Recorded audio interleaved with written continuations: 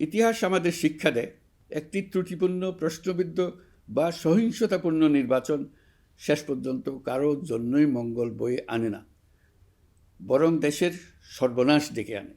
যারা জনগণের মতামত উপেক্ষা করে শক্তি ও অনিয়মের মাধ্যমে ক্ষমতায় থাকতে চেয়েছে, তারা সবাই শেষ পর্যন্ত জনগণের আদালতে কঠিন জবাবদিহিতার মুখোমুখি হয়েছে। প্রিয় দেশবাসী, নির্বাচনী প্রক্রিয়া শুরু হওয়ার পর থেকেই আমরা লক্ষ্য করছি একটি চিহ্নিত মহল পরিকল্পিতভাবে গুজব ও অপতথ্য ছড়িয়ে নাগরিকদের মনে সন্দেহ, ভয় ও বিভ্রান্তি সৃষ্টি করার চেষ্টা করছে।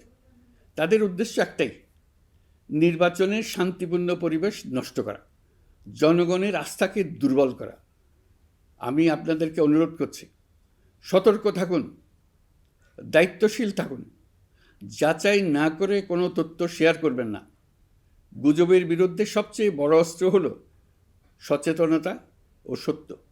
নির্বাচন নিয়ে যারা বিগত মাসগুলোতে উদ্দেশ্যমূলকভাবে সংশয়, সন্দেহ সৃষ্টি করেছিল, তারা সম্পূর্ণভাবে ভুল প্রমাণিত হয়েছে। জনগণকে বিভ্রান্ত করতে তারা চূড়ান্তভাবে ব্যর্থ হয়েছে। আপনারা সকল প্রকার অপপ্রচার থেকে নিজেদের মুক্ত রাখুন। তথ্য যাচাইয়ের জন্য সরকারের সঙ্গে সার্বক্ষণিক যোগাযোগ রাখুন। নির্বাচন বন্ধু হটলাইন 333 এতে ফোন করে সঠিক খবর জেনে নিন। এখন নতুন করে অপপ্রচার চালানো হচ্ছে যে বর্তমান অন্তর্বর্তী সরকার নাকি নির্বাচিত জনপ্রতিনিধিদের কাছে দায়িত্ব হস্তান্তর করবে না। এটা সম্পূর্ণ ভিত্তিহীন ও পরিকল্পিত অপপ্রচার, যার একমাত্র উদ্দেশ্য হলো আমাদের গণতান্ত্রিক উত্তরণে বিঘ্ন সৃষ্টি করা।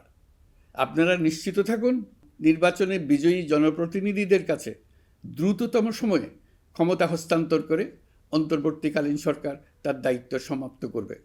প্রিয় দেশবাসী, আমরা একটি ঐতিহাসিক নির্বাচন থেকে মাত্র কয়েক ঘন্টা দূরে।